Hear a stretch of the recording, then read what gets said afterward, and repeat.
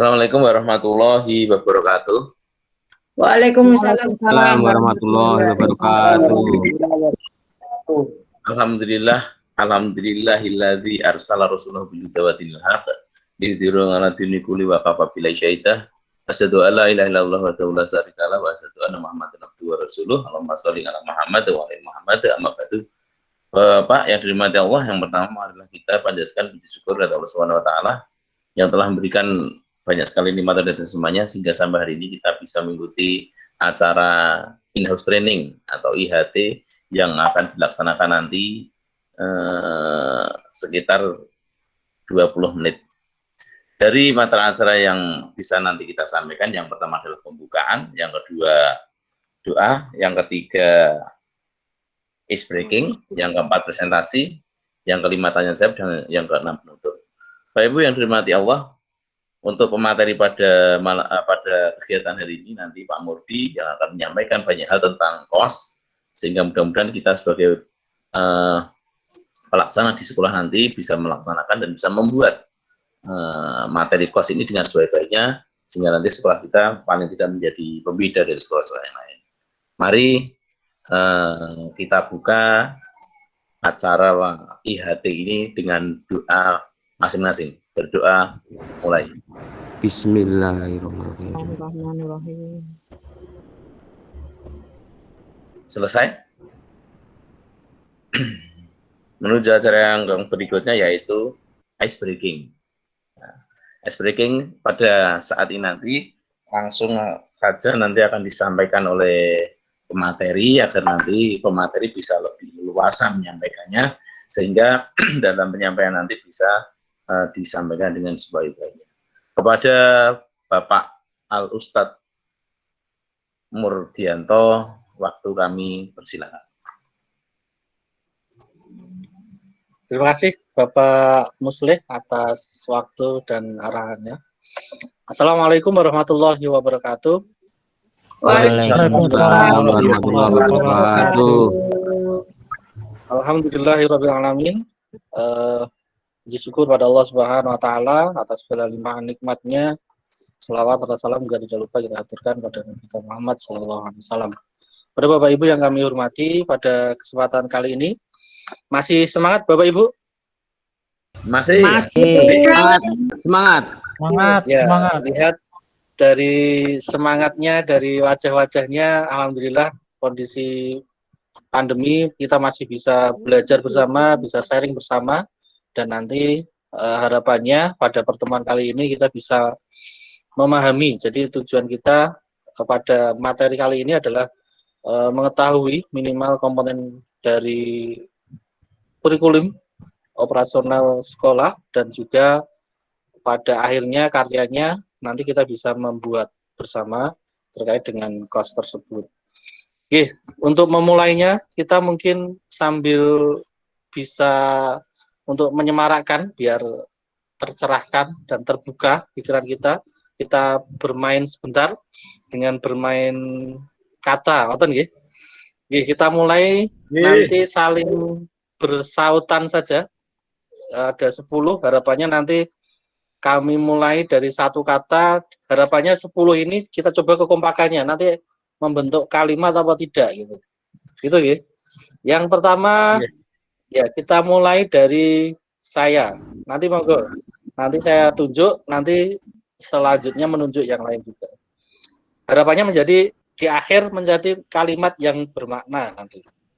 Ya, yang pertama kami sekolah. Monggo Pak Budi untuk melanjutkan. Satu kata saja. Yang baik. Sekolah yang baik. Monggo Pak Budi menunjuk satu. Monggo lanjut seterusnya. Bu Rita. Mempunyai. Bu Rita menunjuk sinten? Pak Muslih. Ulangi Bu Rita, ulangi. Mempunyai sekolah yang baik, mempunyai Tujuan jelas. tunjuk lagi. Iya Pak Muslih. Sekolah Pak yang Suparji. baik mempunyai tujuan yang jelas. Selanjutnya Pak Muslih. Pak Suparji. Pak Suparji. Ya, sekolah yang baik mempunyai tujuan yang jelas. Pak Suparji. Masih di mute, selanjutnya. masih di mute. Masih mute, Mbak. Pak Subodri. Visi yang baik. Ya, sekolah yang baik mempunyai tujuan yang jelas, visi yang baik. Selanjutnya Pak Suparji bisa menuju salah satu. Bu Dewi. Bu Dewi, monggo Bu Dewi. Terakhir katanya apa tadi Pak? Terakhir katanya? Visi yang baik, Visi Bu. yang baik. Visi yang baik dan berusaha mewujudkannya. Dan berusaha mewujudkannya.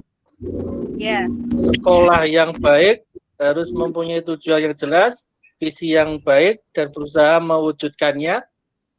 Selanjutnya Bu Dewi nunjuk. Bu Sumarni. Ya, Bu Sumarni. Monggo Bu Sumarni. Ya, Biar kelihatan. ya. Dan harus berkoordinasi dengan Dan harus komite berkoordinasi. pembelajaran. Dan harus koordinasi komite pembelajaran. Ya. Kurang siapa ini ya? Kurang 3. Monggo Bu Sumarni bisa nunjuk di antara bertiga, berdua. Pak Buti. Pak Buti sampun. Oh, Ya, Pak Mariono, Pak Muin, dan Pak Pak Ros. Mariono. Pak Mariono. Pak Muin dulu. Iya, dengan komite pembelajaran dan pemangku kepentingan lainnya. Dan pemangku kepentingan yang lainnya. Situ yang ingat tadi kalimatnya. Sekolah yang baik harus Sekolah yang baik mempunyai tujuan yang jelas, dan visi visi yang baik, dan berusaha mewujudkannya, dan harus berkoordinasi dengan komite pembelajaran dan pemangku pendidikan. Kepentingan. Ya, Pemangku masih ada Pak kepentingan. Muin. Monggo Pak Muin. Pak Muin, nggih, Pak Mariono nggih. Serta stakeholder. Ya, Pak Rasid. Masih Ya, ada, Pak Rasid. masih ada. Yang lainnya. Gitu ya. Iya. Oke, berarti tolong Pak Mariono yang mencatat kayaknya bisa disampaikan. Terakhir Pak Rasid tadi yang lainnya. Yang lainnya. Sekolah yang baik mempunyai tujuan yang jelas, visi yang baik, dan berusaha untuk mewujudkannya, dan harus berkoordinasi dengan komite pembelajaran dan pemangku kepentingan, serta stakeholder, dan yang lainnya. Ya, gitu ya. Intinya itu satu kalimat yang mungkin justru bisa menggambarkan materi yang akan kita bahas, Bapak Ibu. Jadi tadi sudah berbicara semuanya. Nah ini Pak Rasid tadi bisa bergabung juga. Artinya kita sudah intinya memahami apa yang sudah dipelajari pada materi-materi selanjutnya. Ya, untuk selanjutnya karena kita tadi sudah mengetahui tujuan kita, materinya pada kesempatan kali ini akan kami share terkait dengan materi pada kesempatan kali ini, yaitu terkait dengan komponen kurikulum. Sampun kelihatan Bapak Ibu? Sampun. Sudah Pak, proses. Ini terlihat materi. Ini nanti mohon nanti pembawa acara kita beri 10 menit untuk materi, nanti bisa kita diskusi bersama-sama. Jadi komponen kurikulum operasional di satuan pendidikan, sebelumnya mungkin sebelum kita belajar, maka kita juga perlu mengingat kembali materi sebelumnya, yaitu terkait dengan penyusunan kurikulum. Kalau untuk menyusun kurikulum operasional di satuan pendidikan, maka kita harus tahu dulu apa yang mau kita susun. Di sana ada 2 bagian, yaitu bagian yang sudah ditetapkan dari pemerintah, yaitu berupa kerangka kurikulum. Di sana ada mulai dari tujuan pendidikan nasional sampai dengan struktur, capaian, dan ini tetap, artinya ini sudah menjadi baku. Yang menjadi tugas kita nanti yang bagian bawah ini, yang sifatnya menjadi bagian dari kurikulum yang fleksibel, dinamis, atau hidup, unik sesuai dengan satuan pendidikannya masing-masing. Jadi kalau bisa kita gambarkan di sini proses penyusunannya dari yang komponen yang tetap dari pemerintah yang sudah ditetapkan. Nah, tugas kita nanti yang di bawah ini. Yang di bawah inilah merupakan komponen dari kurikulum operasional satuan pendidikan. Di sana ada lima bagian, 5 bab, yaitu ada karakteristik satuan pendidikan, ada visi misi tujuan, ada pengorganisasian pembelajaran, ada rencana pembelajaran, dan juga pendampingan, evaluasi, dan pengembangan profesional. Nanti ada satu lagi terkait dengan lampiran-lampiran. Jadi ini yang perlu kita pahami. Jadi untuk menyusun berarti kita harus paham dulu kerangkanya. Kerangka ada yang bagian tetap, yang sudah ditetapkan oleh Kemendikbud, kemudian ada satu yang nanti menjadi tugas kita untuk menyusun disesuaikan dengan karakteristiknya. Ada 5 komponen. Kita ulangi kembali, yaitu terkait dengan karakteristik satuan pendidikan. Jadi kalau mungkin ini yang akan jadi branding sebuah sekolah. Jadi kita mengenal ada namanya Quranic School misalkan, ada School of Champion atau sekolahnya para juara atau macam-macam, ada Transcend. Itu menunjukkan ya kekhususannya masing-masing. Kalau Quranic School dia menitik beratkan di Al-Qur'annya, kalau Transcend berarti ada sains dan memadukan dan kepondokan. Sekolah para juara berarti sana gudangnya para juara, atau School of Talent biasanya menghargai, mengembangkan bakat setiap anak di luar dari kognitif gitu. Jadi di sini karakteristik satuan pendidikan dari analisis konteks, kemudian dirumuskan karakteristik sekolah yang menggambarkan keunikan sekolah dalam hal peserta didik, sosial budaya, guru, dan tenaga pendidikan. Nanti tugas Bapak Ibu akan garis besarnya membuat semacam ini. Nanti Bapak Ibu membuat analisis lingkungan sekolah. Jadi sekolahnya membuat analisis, nanti akan mempengaruhi. Jadi setiap sekolah nanti kurikulumnya ya berdasarkan dengan analisis ini, karakteristiknya masing-masing. Sumber daya alamnya, sosial dan budayanya. Kalau di kantor di kota besar, di tengah kota, misalkan di Pak Rosid, di tengah kota jarang yang petani mungkin. Kalau misalkan di Pak Suparji misalkan yang agak pinggir, nanti orang tuanya ke sebagian besar petani ataupun yang lain. Ya, sudah 12 menit, Pak. Siap. Itu saja. Ini selanjutnya visi misi ini sudah kita pelajari dan tujuannya, kemudian pengorganisasian pembelajaran serta rencana pembelajaran, pendampingan evaluasi dan pengembangan profesional serta lampiran. Nah, ini yang mungkin yang perlu kita pelajari dan nanti kita diskusikan bersama-sama. Mungkin itu dulu, karena sifatnya pelatihan ini kita pakai sistem tidak hanya dari kami pemateri, tapi nanti para peserta bisa menyampaikan gagasannya sesuai dengan clue yang kita sampaikan. Begitu Bapak Ibu, monggo ini kami stop share-nya, kemudian kami kembalikan ke pembawa acara untuk kita diskusi.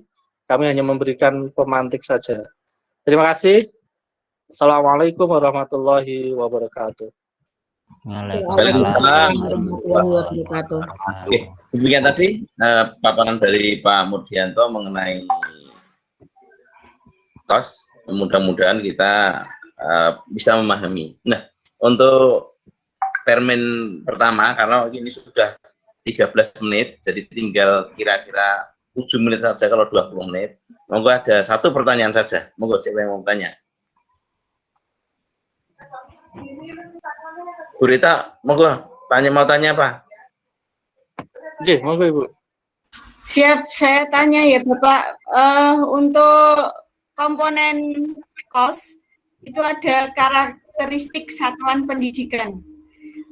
Saya masih kurang paham atau belum paham tentang keunikan sekolah, yaitu karakteristik sekolah yang menggambarkan keunikan sekolah. Keunikan sekolah itu yang dimaksud yang seperti apa ya Bapak? Bisa dijelaskan, Ngoten? Saya belum paham yang di situ. Terima kasih.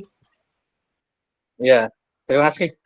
Mungkin yang lain tidak dari kami, dari peserta yang lain bisa menanggapi. Mohon izin, Bapak. Monggo Bapak Muin. Terima kasih atas waktu yang diberikan. Saya akan mencoba untuk menjawab dari pertanyaan Bu Rita.